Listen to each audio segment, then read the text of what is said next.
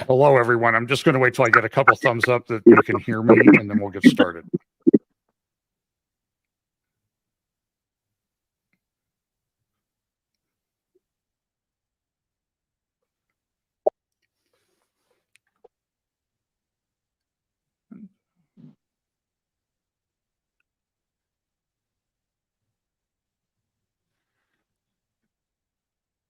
Make sure.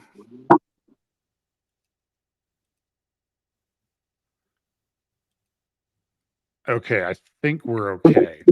So just let me double check here, Simon. These things are...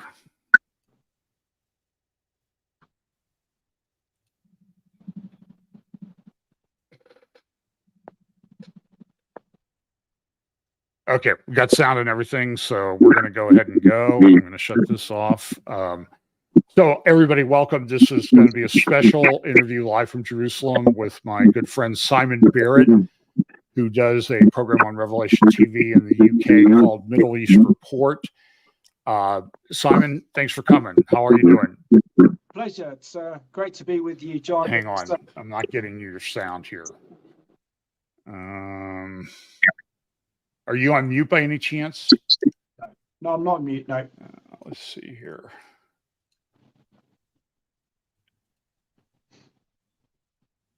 Yeah. Say something, Simon, make sure I got you. Yeah, so it's great to see. I'm not picking up any sound. Can you guys hear?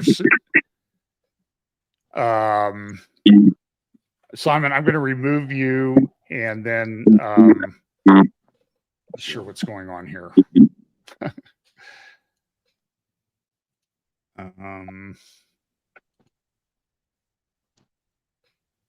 Let's see.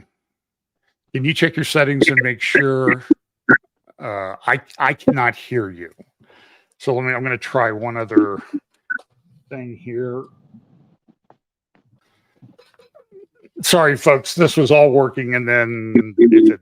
So I got to change my settings here real quickly.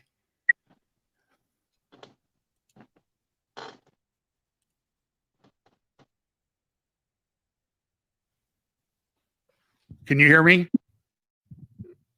Simon, can you hear me? Is that better? Okay, now say something again, Simon. So talking 1, 2, 3. Okay, that's good. Okay, let's go.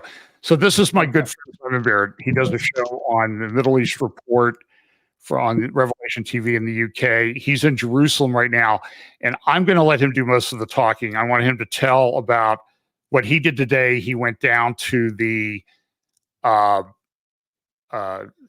border to a kibbutz or kibbutzim down there. I met Simon in person in December of 2022 at the Christian Media Summit in Jerusalem. And we spent most of the time together. One day we went down to Niram, which is a kibbutz that is about the closest kibbutz to the Gaza border. And had just a wonderful day down there, went to one of the Israeli bases and everything. So Simon, tell us what you're doing in Israel right now and what you did today.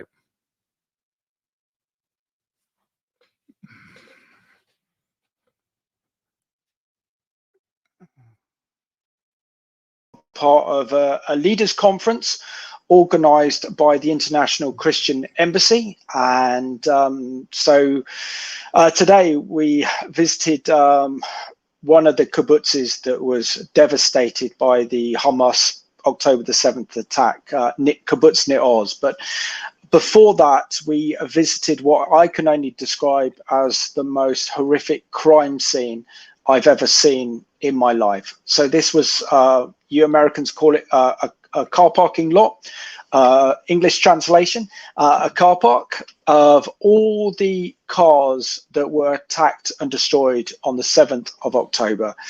And they showed us this site, which is opened up for us to the public.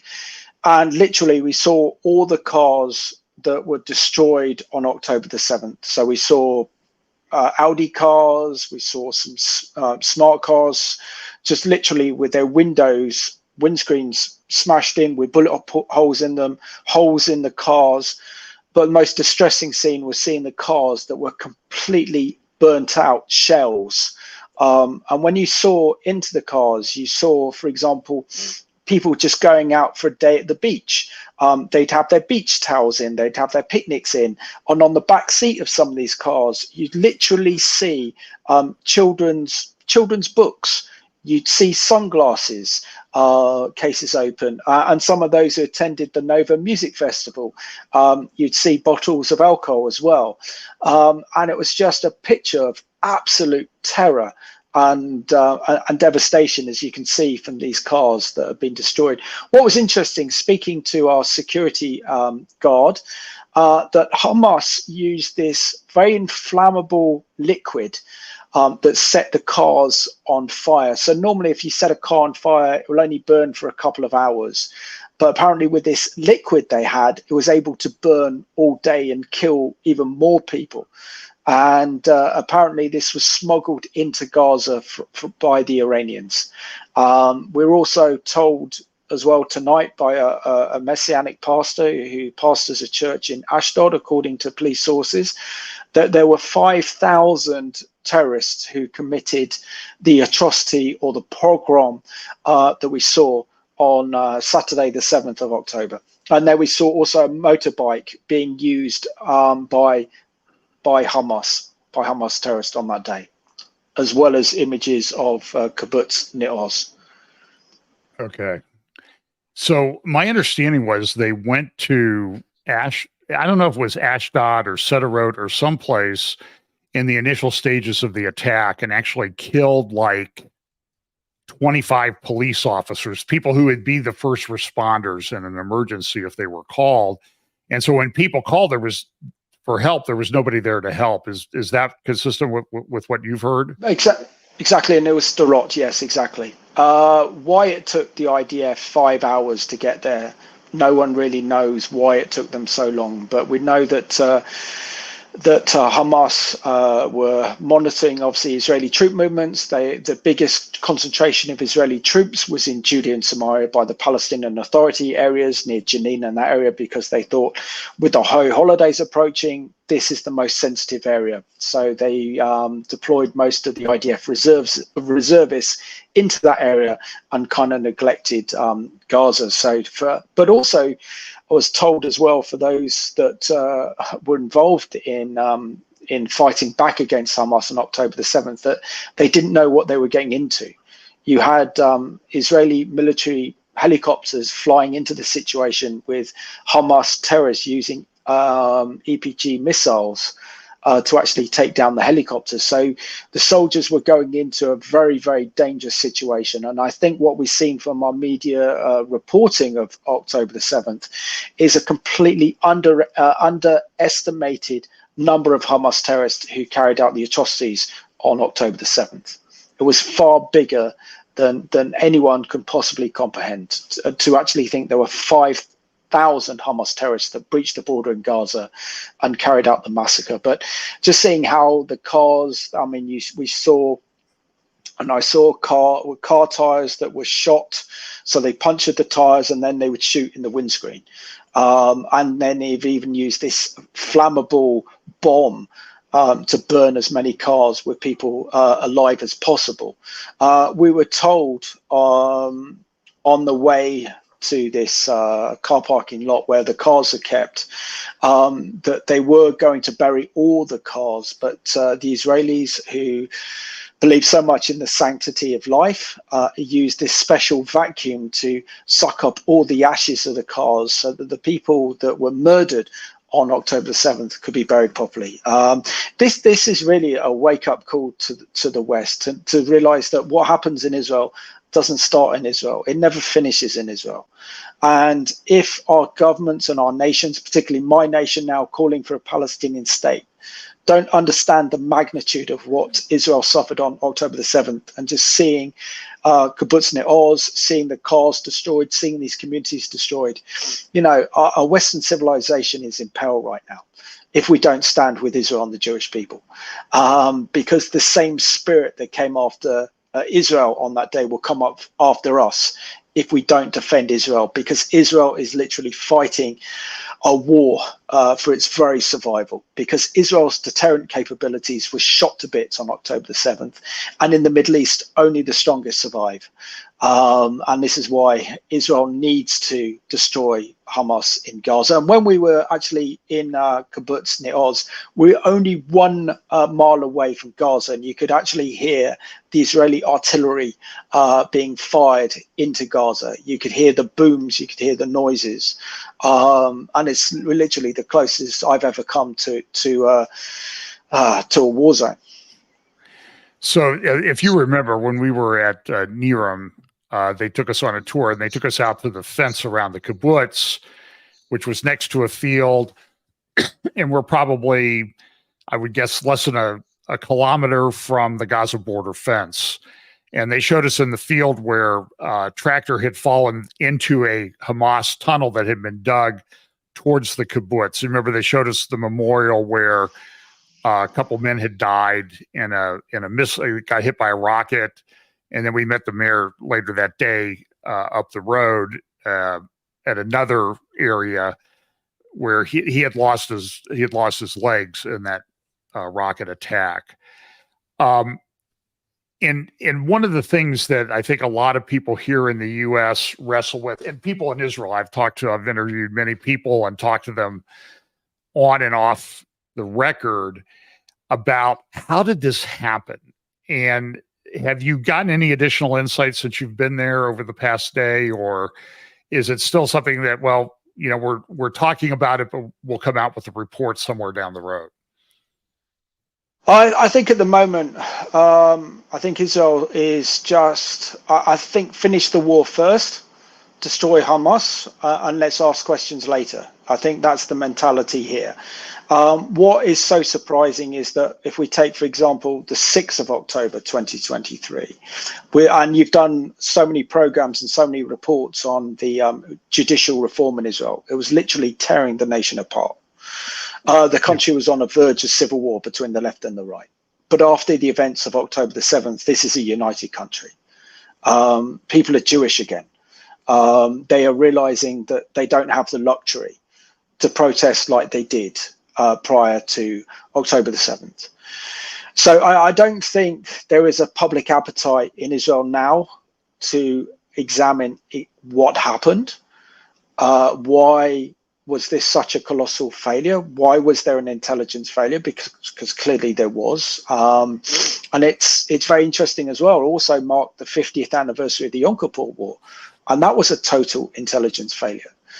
So whether Israel, they took their eyes off the ball, whether the whole issue of Israel's judicial reform dominated the government and the thinking of the prime minister, where there was a breakdown in communications between the Israeli intelligence and the Israeli government and the cabinet ministers, who knows? But we know that many Israeli reservists high up in the IDF were threatening that they wouldn't carry out their military service as long as this government was in power. So I think where you have a situation where you don't have a united country, where you are having opposition from the Israeli military about actually serving in being a reservist or even carrying out combat operations such as the Israeli Air Force, how much intelligence gathering and sharing was done prior to October the 6th, I don't know. But obviously there were warnings, they were ignored, they were underestimated.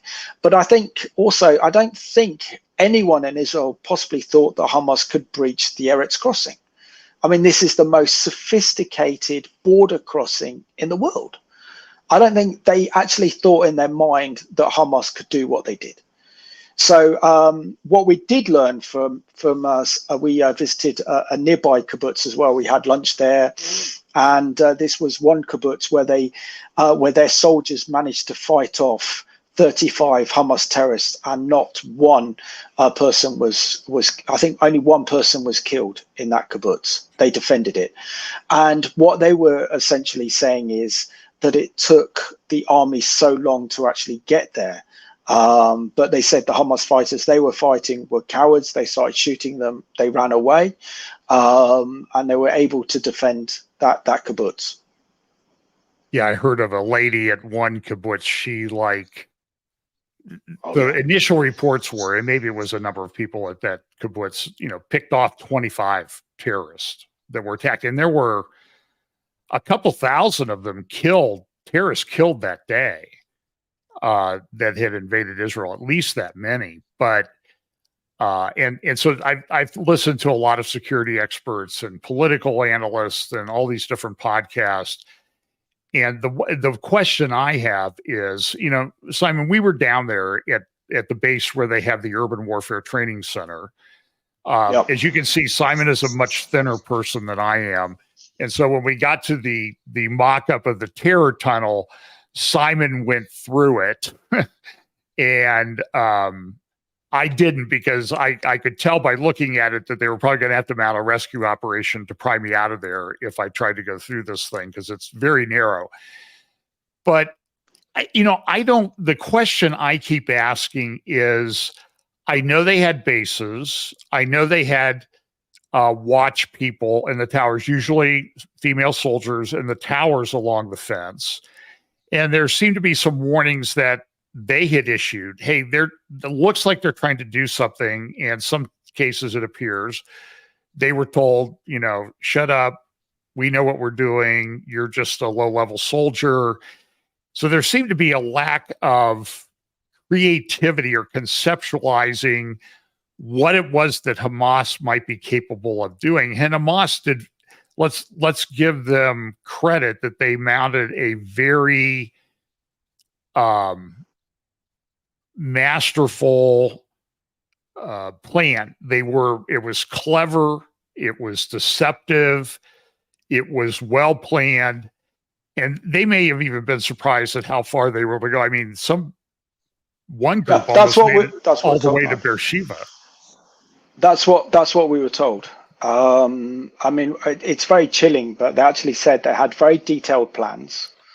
Right. They all knew what they were doing. They knew the locations. They knew, for example, in the kibbutzes where the military reservists are or where the soldiers were. So they target them first and wanted to take them hostage.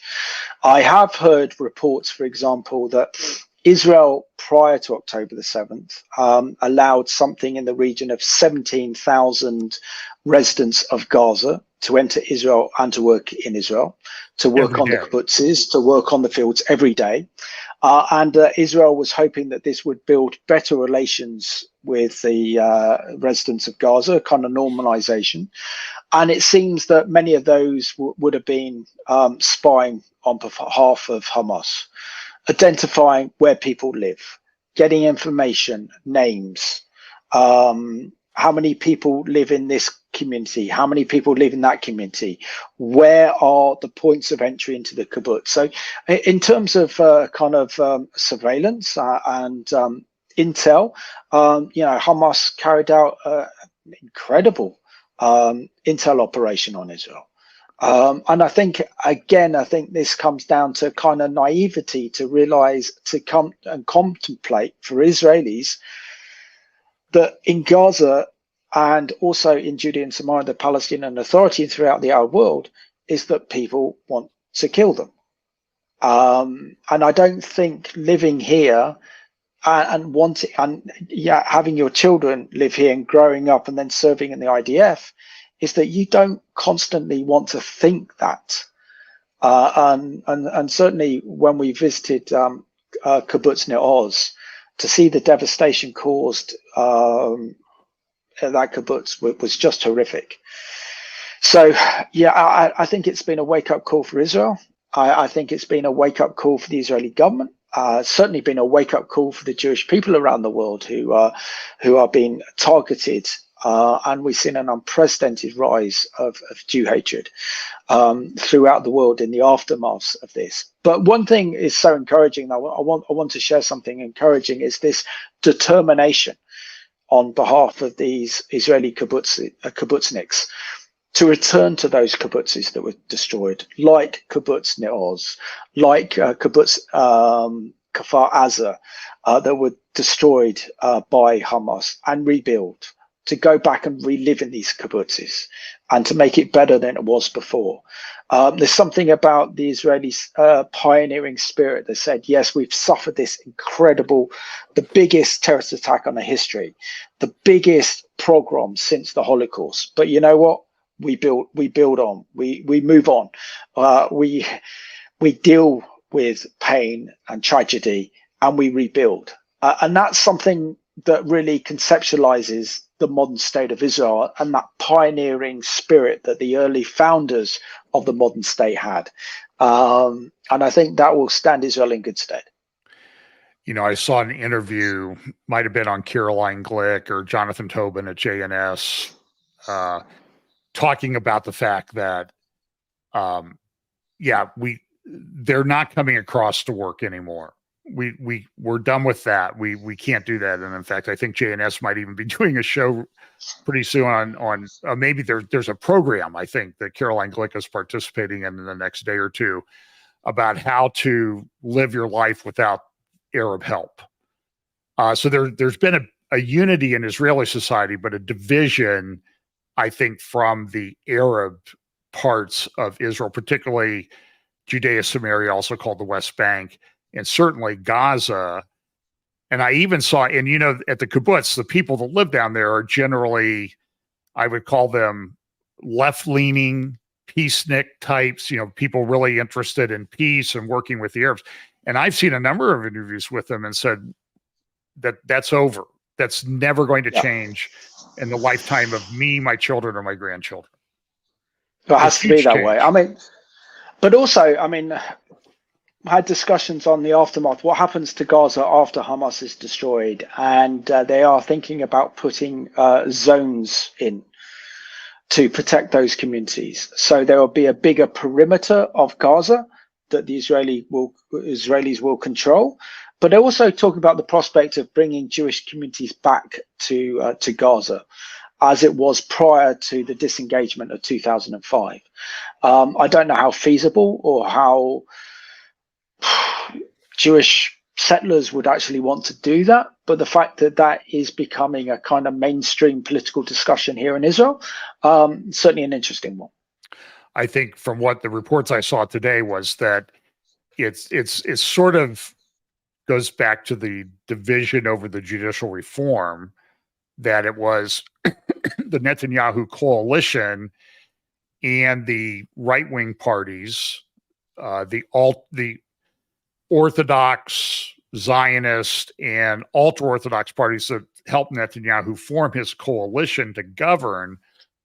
They have been, I think, Ben Gvir's party, I forget, Israel Strong or whatever the name of that, whatever it's called in English, has been one of the parties proposing we need to go back and have Jewish settlements in Gaza. And that's, of course, that's got the people on the left in Israel just in a complete hissy fit that how's this ever going to happen? Let me go back to the day of the attack, though. The one question that I have, and maybe this is something that you can find out while you're there, is we know that there are IDF bases down there along the Gaza border. And the information may be out there and they just don't want us to know because of the security situation that it would cause. But two comments. I have seen very credible analysts say that what happened was that Hamas and Iran were able to acquire cell phone data over a period of time and analyze how people moved around down there. Now, they didn't have like a phone specific data set, but they had the sort of the data cloud, and they were able to determine, for example, what doors in a kibbutz were unlocked because they could see how people moved through the door. They didn't stop to unlock it. And they also had, of course, their spies were telling everybody where the safe rooms were, whether they were locked or not, how they got in and out. And that's sort of the conceptual problem is they have a safe room with a lock on it, but it's designed for something. It's not designed for an attack like this with physical people coming in and throwing grenades into the safe room. But then the question I have too is there are bases down there that have IDF soldiers. And my question is, it was Simchat Torah. It was a special Shabbat in the feast calendar. And it was an anniversary, 50-year anniversary of the Yom Kippur War in 1973. But my question is, how many people were actually populating those bases? In American terms, we drive around the United States and we go by a base like down around Fayetteville, North Carolina, Camp Lejeune, big Marine base, or we go out in Kansas and we go by a big Army or Air Force base or Joint Air Force and Army base, and you drive 30 miles, and the base is on one side of you. But these were small bases, so I'm wondering is how many people were actually down there defending people. It was a Shabbat. Where was everybody else? And then they came in and they killed over 300 soldiers in the initial attack. So that would have delayed things too. Two things. It seems like they had a lot of confusion going on for sure. Well, the whole situation was a confused situation, wasn't it? But yeah, if we break down essentially kind of what happened that day. Now, I am aware that they only had a skeleton staff at Eretz Crossing, and probably also in the army base, as you say, it was the end of the Jewish festival of Sukkot, Feast of Tabernacles. It was Simchat Torah, the receiving of the Torah of the Bible. So it was a national holiday. Also, I mentioned earlier the fact that the IDF were redeployed to Judea and Samaria or the West Bank because they thought that's where all the trouble was going to be. So that's where the biggest concentration, I think at the time, of IDF soldiers were there. But even, for example, if at the base you have, 200 soldiers, 300 soldiers there, you're still dealing with the fact that there were between 3,000 and 5,000 Hamas terrorists that day. Right. So in terms of kind of military operation, that would overwhelm any force. We also know that that Hamas carried out, I believe, a cyber attack that took out the cameras. We also know that cell phones went down on October the 7th in the south. So there's no way people could communicate with each other. Plus, a lot of times people on a Shabbat, they turn their cell phone off anyway. Oh, yeah, no, of course. But in the south, which is very, as you say, it's left. They are peaceniks. Not as religious. Yeah, exactly. It's more of a kind of secular communities down there. So no doubt they will keep their phones on and everything else. But it was interesting as well, listening to a pastor from Ashdod, a Messianic pastor today, just spoke at our conference for ICEJ here in Jerusalem. And he was sharing something very significant, which was really interesting. He believes that God carried out a number of different miracles on that day. Now, seen the cars that were destroyed by Hamas of those attended the Nova Music Festival. And I don't think they said that by Hamas attacking the Nova Music Festival and the party goers, this actually delayed the prospect of the Hamas terrorists from their main operation. And that was to go deeper into Israel, deeper into the communities that they targeted. So they were saying as well that Ashdod, for example, and Ashkelon would have only had a police presence, not a military presence. So had they known that, they could have easily targeted those towns closest to the Gaza Strip, known as Ashkelon and Ashdod. And because they got caught up in the fighting against the partygoers of the Nova Music Festival and the targeting of so many cars as they were trying to flee in horror, this delayed Hamas, which allowed the Israeli military to come down. But also, it took 2 to 3 days for the IDF to clear out Hamas in the south of Israel. So again, it shows that the multitude of Hamas terrorists that were actually carrying out the attack, the size of this operation was just unbelievable. But I honestly don't think that the Israeli government and the military ever thought anything like October the 7th could happen. They probably worked for that.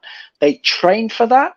But I think in their minds, psychologically, I don't think they prepared themselves for it. Now, I will show you something I did pick up and I was allowed to take back. So what I have here in front of me. Hang on a second. Is, let me turn my share screen off here so people can see this. There we go. Yeah. So what I have in front of me, which I picked up at the car parking lot where all the cars were destroyed, I was allowed to keep this. This is obviously a shell of a bullet. Now, speaking to one of the military experts, security guards who served in the IDF, he says this is not a case, a bullet case from a M16 assault rifle or an AK-47. This is too big for that. This is a Hamas sniper bullet that was used on October the 7th. So I think the sophistication and the plan of October the 7th was something that really did take Israel by surprise. What have you gotten any information about how many miles of tunnels they now believe are in Gaza compared to what it was before October 7th, and how many miles of tunnels they've destroyed so far? Well, I don't know how many miles they've destroyed so far, but it's believed to be in the region of 360 miles of tunnels. And the New York Times the other day reported that it was above 500 miles now, they think. Wow. So it's coming more and more. It's coming more and more each day. So I mean, it's a huge task if you've got to destroy all those terror tunnels.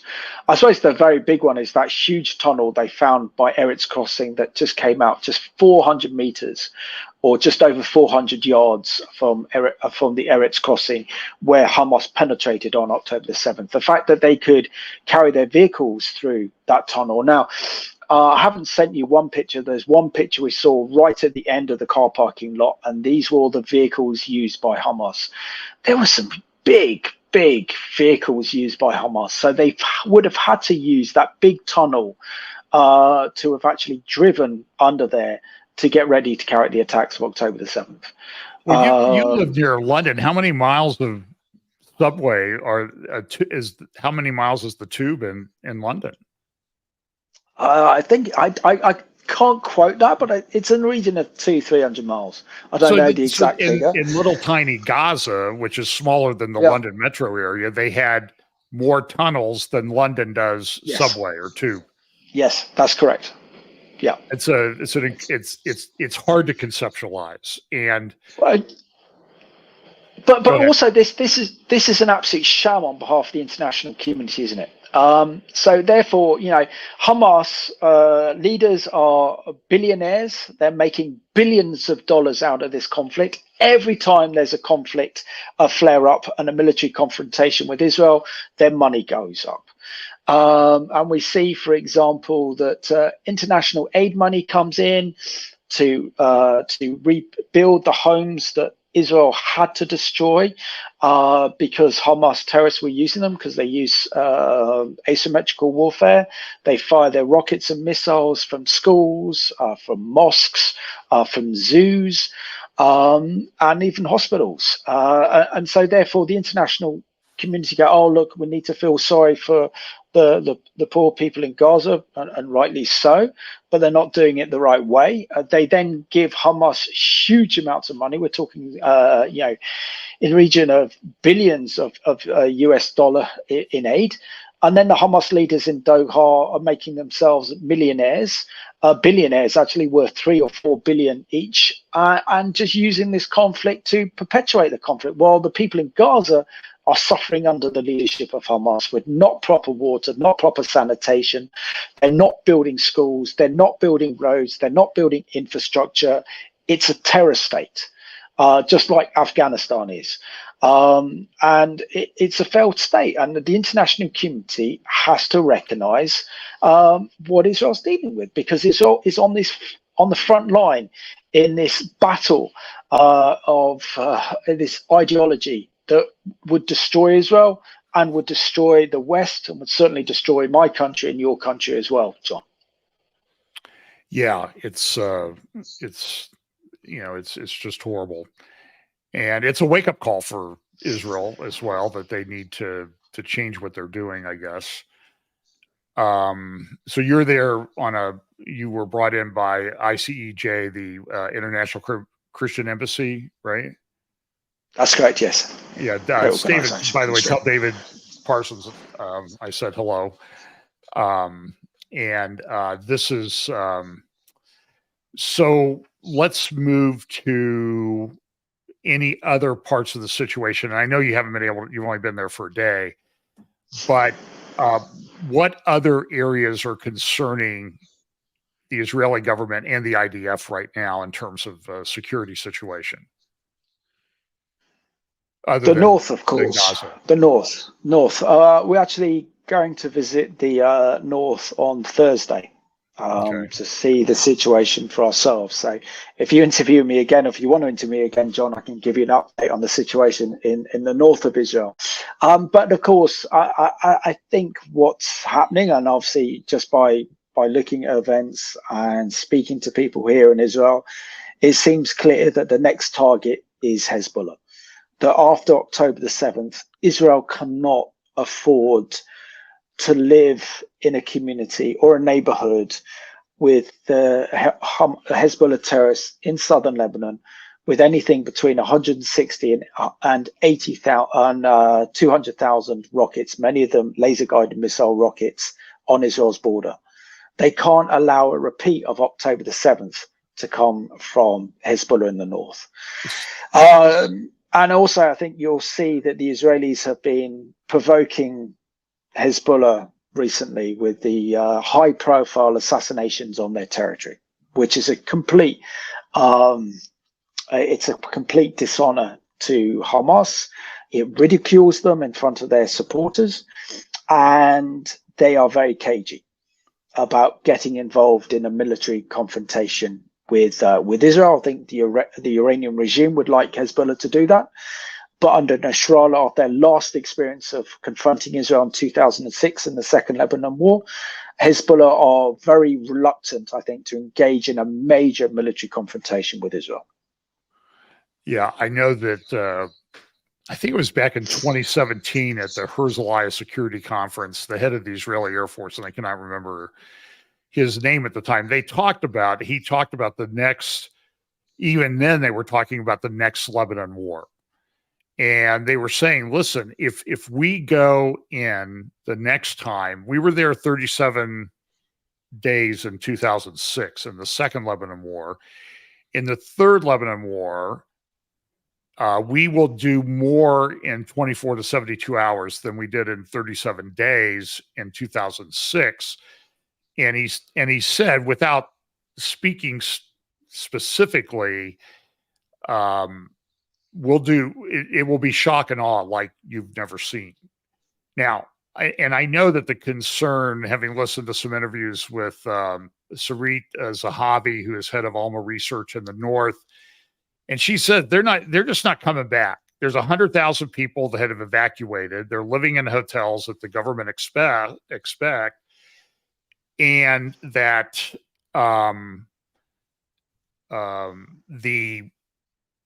they're just not coming back until the situation in the north is dealt with. And the concern there is that there may be even more miles of tunnels in southern Lebanon than there are in Gaza. And the question then becomes, how do they handle that? Any thinking on that there? I think we're going to see the complete devastation of Lebanon in order to rid Lebanon of Hezbollah. And the way that they've dug themselves in. I think in the mercies of God, I think on October the 7th, I believe that Hezbollah was supposed to join Hamas in carrying out a coordinated attack. Had they done so, we would have seen probably about over 10,000 Israeli casualties in the north.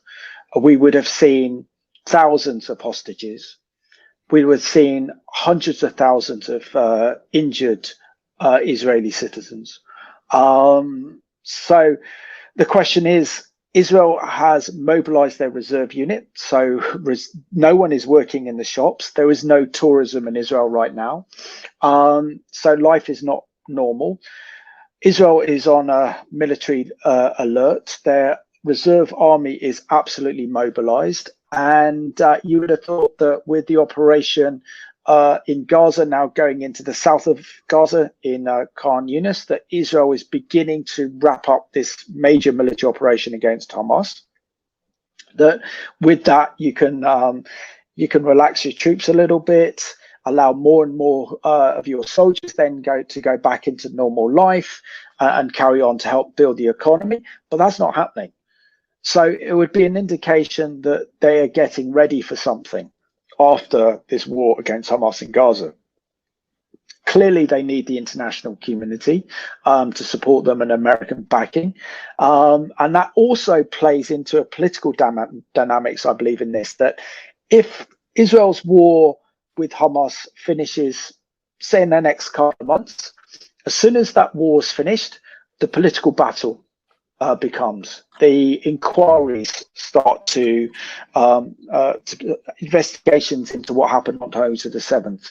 What was Benjamin Netanyahu's role? What intelligence did he have and his cabinet have? What decisions did he make, did he not make?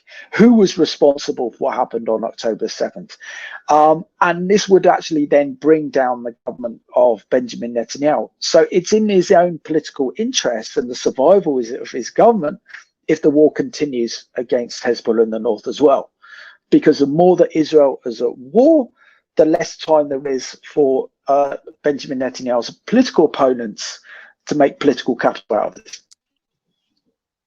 Yeah, that's interesting. I heard somebody sort of giving a contrary opinion to that today, and I can't remember where it was. It was on there's a podcast I've been listening to by Dan Senor, who used to be in the security apparatus of one of the Bush administrations. He does a very good podcast. And somebody was saying, well, I don't know if anybody's really, nobody wants to drag the war out. And Netanyahu doesn't really necessarily control the war because the IDF really is the people in charge, and they don't want to drag the war out any longer than they have to, just because of the costs. Like, last week they lost 24 soldiers in one day in Gaza, which was just, in a small country, that's just an enormous loss. So it is, and I hear people that they're going to war next week, they're going in a month, they're going 3 days. Are you hearing anything about when this war in the north may start?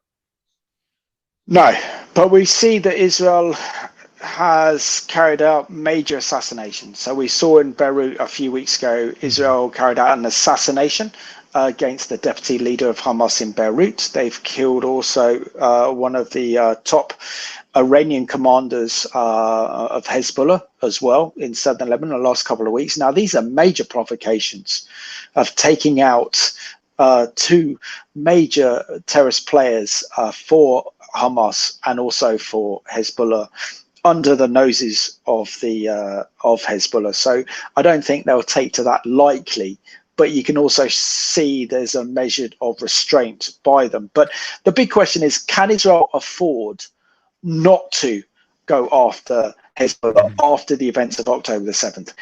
Can they allow a situation to develop where Hezbollah could carry out similar terrorist tactics, but on a much bigger scale, and allow them to get away with that without responding?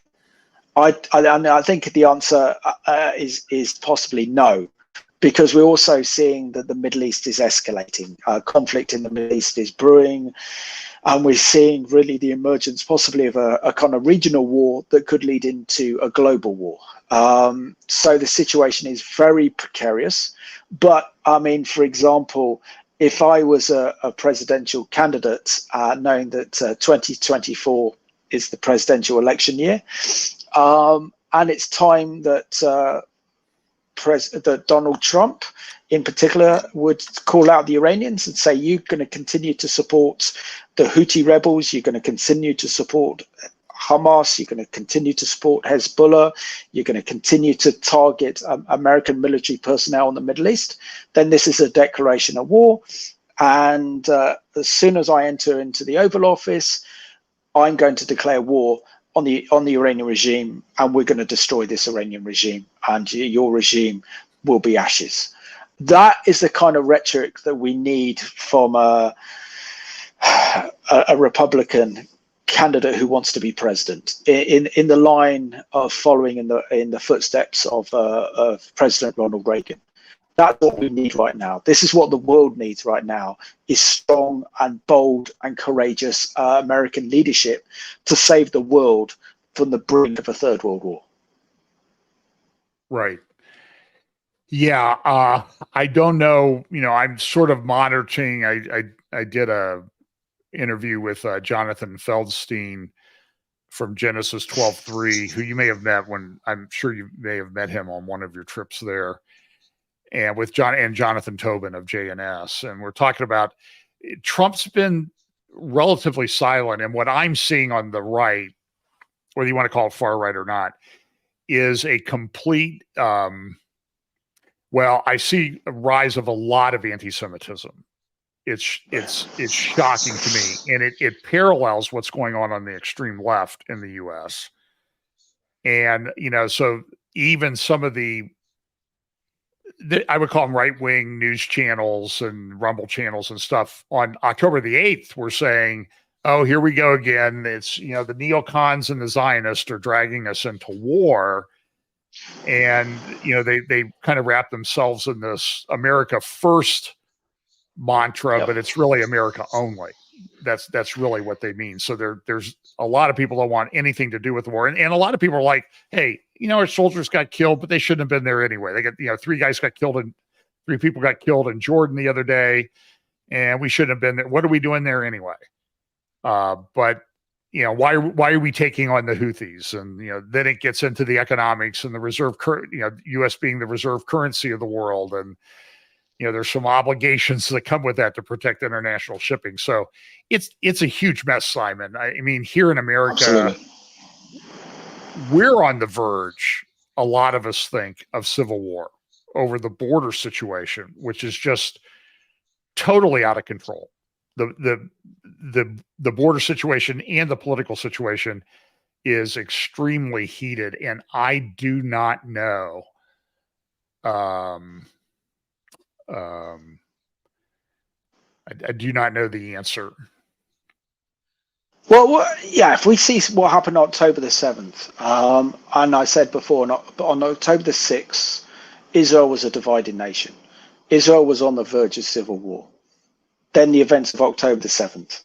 Israel is a united country and a fortified country.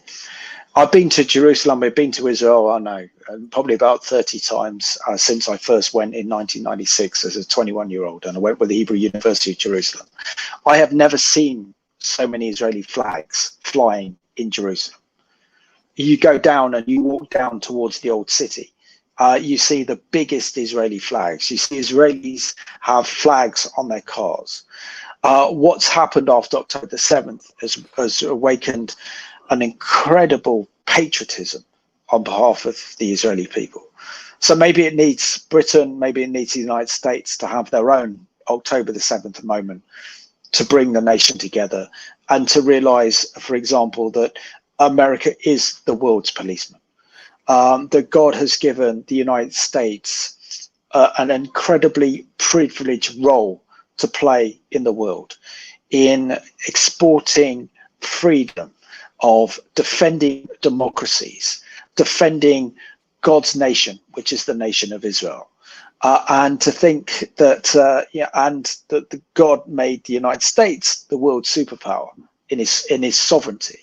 So with that comes great responsibility. And what we need to see now more than any other time, I think, in world history, is American leadership on the world stage. And we haven't seen that for a couple of decades.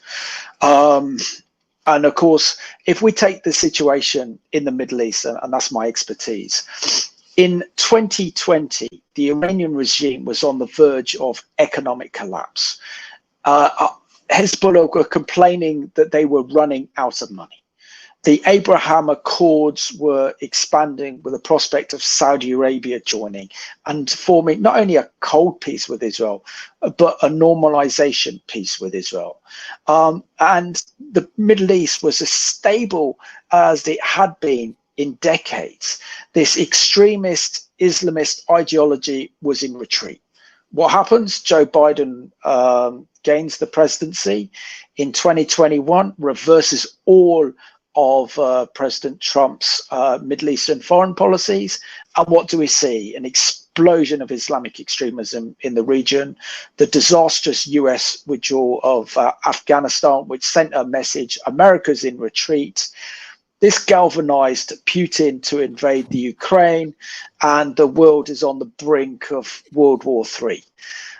So it shows what American leadership can do in the world, and Britain can play a major part in that by backing the United States, as our nations have fought the cause of freedom in the 20th century, and we need to do it in the 21st century, during the First World War, during the Second World War, during the Cold War.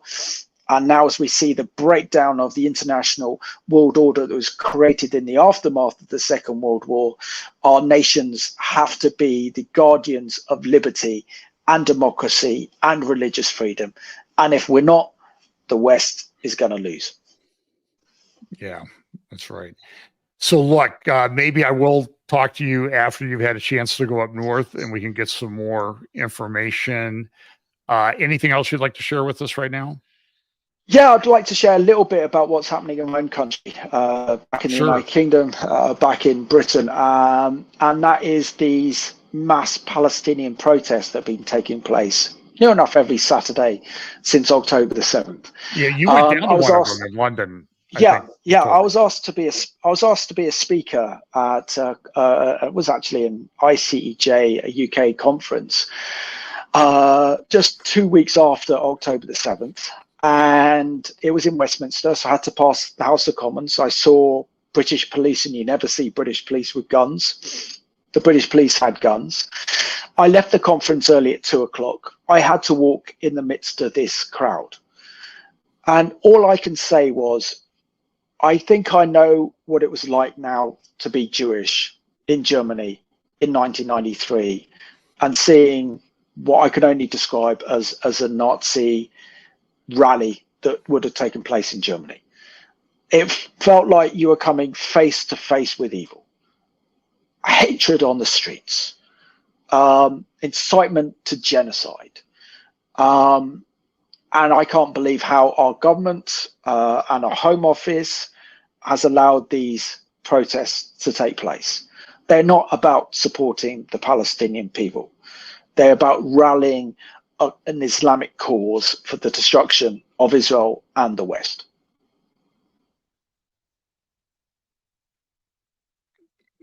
Okay. So I'm concerned very much about the rise of Jew hatred in my country, the fact that our Jewish community do not feel safe anymore, and they're scared, and they are afraid to be Jewish now. And for example, I got friends who take their children to Jewish schools. They're having to take the emblem of their school blazer off their uniforms in case they get attacked. In the UK. In the UK. Yeah, we're seeing very similar things here. And do you see, as this if this progresses, that they stop with the Jewish people, or do they go for Christians? Well, what starts with the Jewish people never finishes with the Jewish people, so we'll be next. And it's this alliance, this red-green alliance between the far left and the Islamic fascists merging together as an alliance. We saw that with the likes of Jeremy Corbyn right at the front of these marches, the former leader of the Labour Party who wanted to become Prime Minister, with his vile anti-Semitic and vile hatred towards Israel leading these protests. So we're seeing that alliance emerge on the streets, and until our government realize the consequences of incitement to genocide on our streets, and if the Jewish people do not feel safe in our country, then they'll leave. And the only other alternative for them is to go to Israel. What a kind of damning indictment that is on our society and our democracy.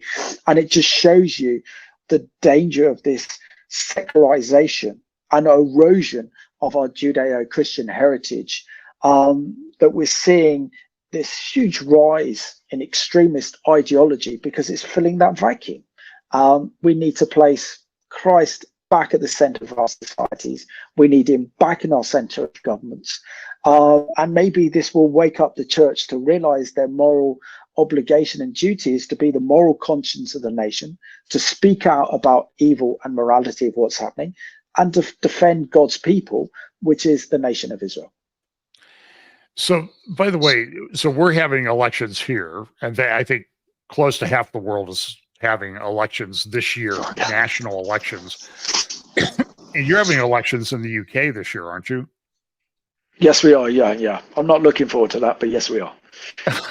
So why are you not looking forward to that wonderful time of peace and love and harmony?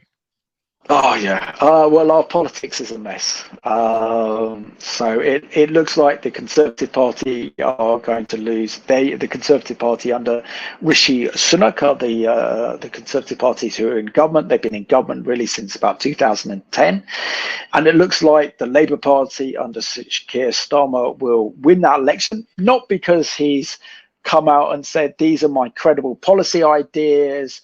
He's not a Tony Blair in any stretch of the imagination. It's the fact that he's not a Conservative could actually turn the election for the Labour Party. And also we're seeing the collapse of the Scottish Nationalist Party up in Scotland, which would then turn into more seats and votes for the Labour Party.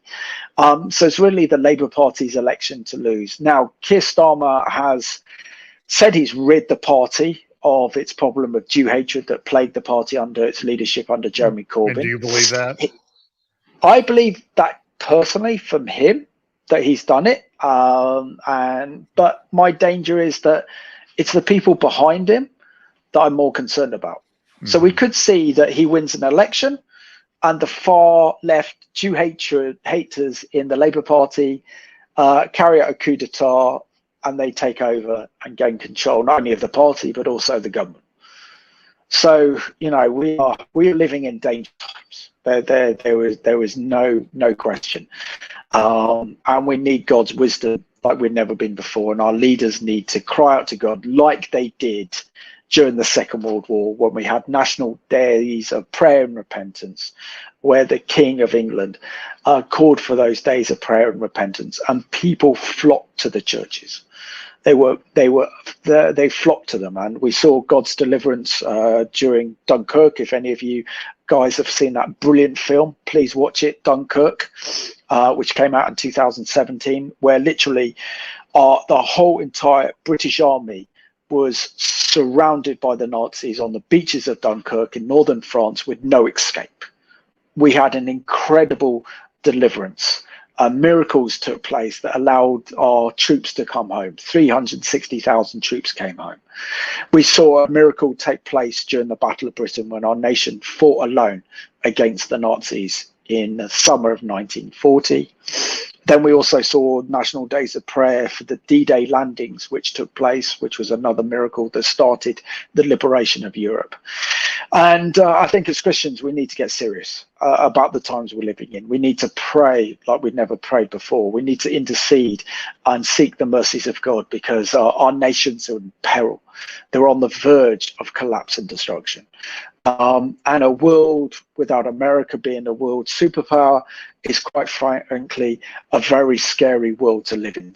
America has responsibilities to be that guardian of light that she's called to be.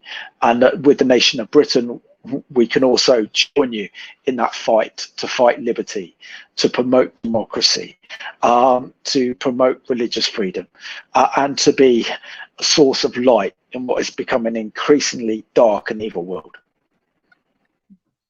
It is. And assuming that it's been a very cold, dark, gray winter here in Ohio, and we are supposed to have a total eclipse about 10 miles, 15 miles west of my house in April. But my question always is, it's sort of like if a tree falls in the forest and nobody hears it, does it really make a sound? And if a total eclipse happens in Ohio and it's cloudy and you can't see it, does it really mean anything? That's sort of the question that I'm asking. But this is going to be a very, very interesting year. So, Simon, I'm going to let you go. I know it's late there. I appreciate you taking the time. We'll circle back here either when you get back to the UK or before you leave to talk about what you see up north. And I appreciate so much your time. Where can people find you, watch you, whatever?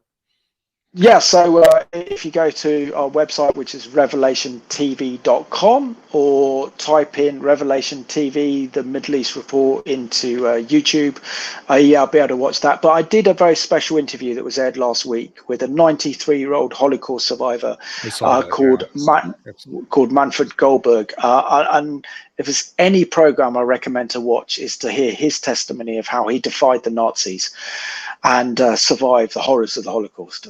So important to honor these amazing men and women who survived the Holocaust, and to hear their personal stories with the rise of such Jew hatred. When people are doubting that October the 7th ever happened, when people doubt the Holocaust ever happened, and when I've seen today the destruction of those cars, the destruction of the kibbutz near Oz, next to Gaza, this happened, it was real.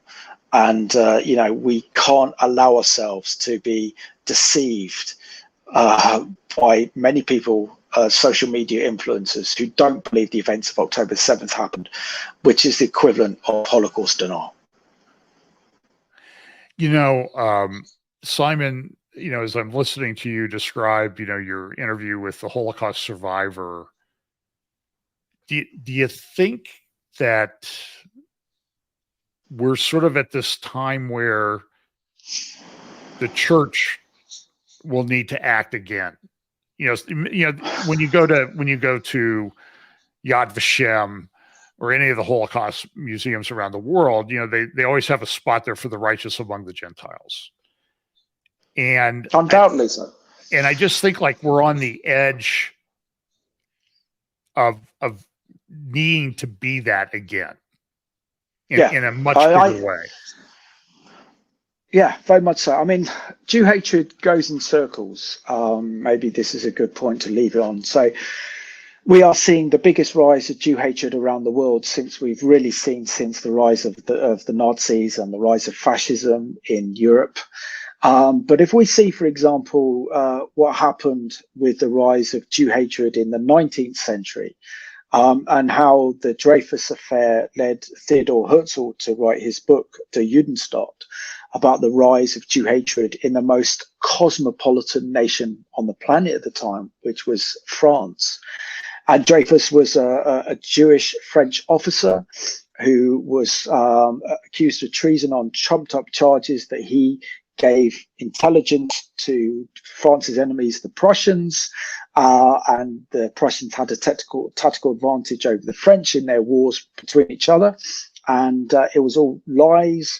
They didn't like him because he was Jewish. So we saw that Theodor Herzl wrote his book, Der Judenstaat, and we saw the birth then of modern political Zionism, which became the political ideology to bring the Jewish people back home and re-establish the modern state of Israel.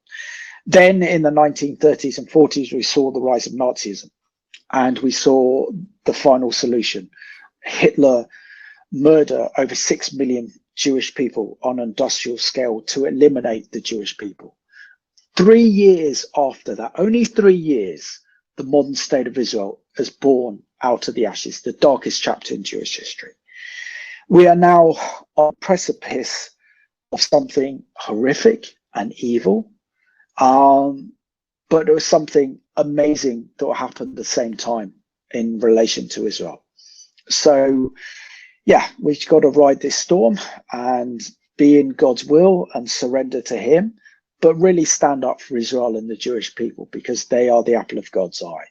And the church has a moral responsibility to do that, because never in world history has the church and the monster of Israel coexisted with each other in history before. There was only a short period with the early church until the destruction of Jerusalem in AD 70, but Israel was occupied by the Romans, so it doesn't count.